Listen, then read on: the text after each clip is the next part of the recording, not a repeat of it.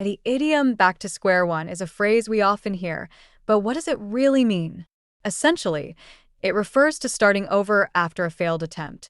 Imagine you're working on a project and you've invested a lot of time and effort into it, only to realize that everything you've done is flawed or doesn't meet the requirements. You have to scrap it all and begin again from the very beginning. That's when you find yourself back at square one. The origins of this idiom are a bit murky, but it's widely believed to have come from the world of board games, particularly in the UK.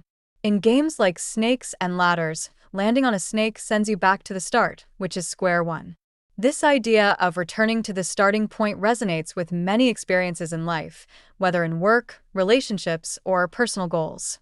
Let's look at some examples to clarify this concept. Picture a student who has been studying hard for an exam, but when the results come out, they realize they didn't pass. They have to go back to square one, reevaluate their study methods, and start preparing all over again.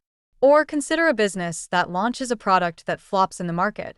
After analyzing the feedback, they might decide to completely redesign the product, which means they're back to square one in their development process. To help memorize this idiom, think of a game board.